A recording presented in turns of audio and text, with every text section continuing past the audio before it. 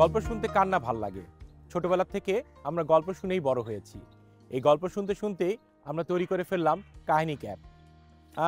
সবসময় যখন আমরা বই পড়তাম ছোটবেলা থেকে, সেই বই পড়াগুলো নিয়ে আমরা ছোট থেকে বড় হয়েছি, কিন্তু কাজের সময় আর বই পড়া নিয়ে হচ্ছিল না। সেই বইগুলো নিয়ে যখন আমরা চিন্তা শুরু করলাম, আমরা কিছু স্বপ্নবাজ বন্ধুরা মিলে, সেখান থেকে আমরা একটা অ্যাপ তৈরি করার চিন্তা শুরু করলাম। সেখানে অ্যাপগুলো যখন তৈরি করা শুরু করলাম, আস্তে আস্তে অ্যাপটা নিয়ে অনেক দূর এগিয়ে এসেছি।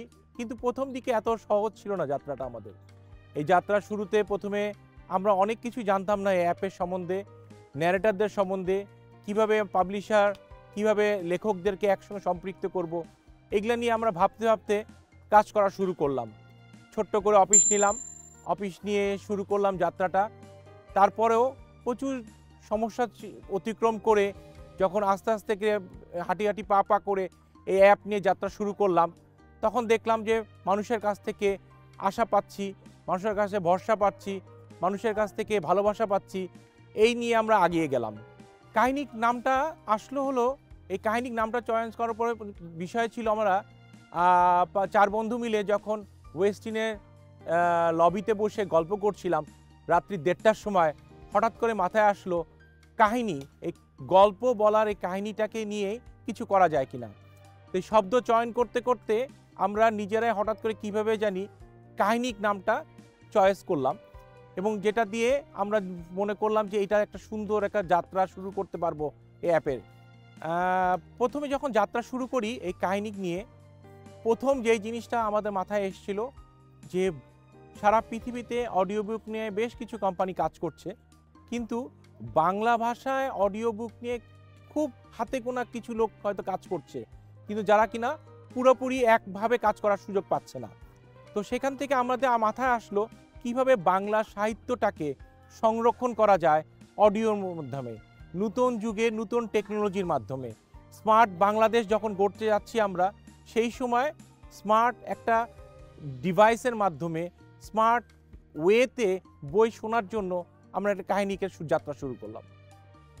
আমরা যখন চিন্তা করলাম এই কাহিনিক অ্যাপটা কিভাবে মানুষের কাছে প্রচার করব, কেমন করে এটাকে আরও পরিচিতি করে তুলব, কেমন করে এটা ব্যবহারযোগ্য করে তুলব, সেটা করার সময় যখন দেখলাম যে ঢাকার রাস্তায় যে যানজটে আমরা সারাদিন বসে থাকি, এই সময়ও আমরা বই না পড়েও, আমরা অনেক সময় বই পড়তে পারি না, কিন্তু আমরা শুনতে পারি বইটা।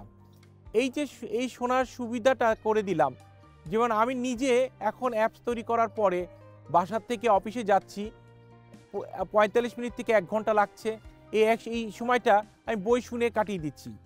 আমার পরিবেশটা একটা মনোরম পরিবেশের মধ্যে যাচ্ছি, আমি ফিলই করছি না যে একটা যানজটের মধ্যে বসে আছি, আমি কল্পনার রাজ্যে ঘুরে বেড়াচ্ছি। এই যে কল্পনার রাজ্যে ঘুরে বেড়াতে বেড়াতে অফিসে চলে যাচ্ছি, এইটাই হলো গিয়ে কাহিনিকের একটা সুন্দর একটা উপহার সবার জন্য।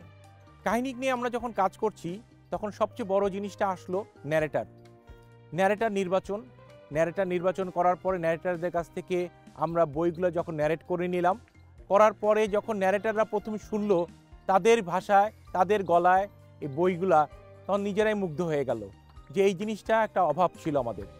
তো এইভাবে আমরা বিভিন্ন ন্যারেটারের কাছে যখন যাচ্ছি, বিভিন্নভাবে বিভিন্ন আঙ্গিকে এই বইগুলো উপস্থাপন করছি, এবং এই ন্যারেটগুলো যখন আমাদের পরিবার, বন্ধুবান্ধব, ওয়েল উইশার এদের কাছে শেয়ার করছি, তারাও বলল যে না, এটা একটা নতুন যুগে আমরা যাত্রা শুরু করছি। এই যাত্রাটাতে অবশ্যই আমরা সবাই একসঙ্গে চলবো, এই আশা করছি সবাই। বই বাজুক কানে, বই বাজুক কানে। কাহিনিক অডিও বুক, বাংলার গল্পকার।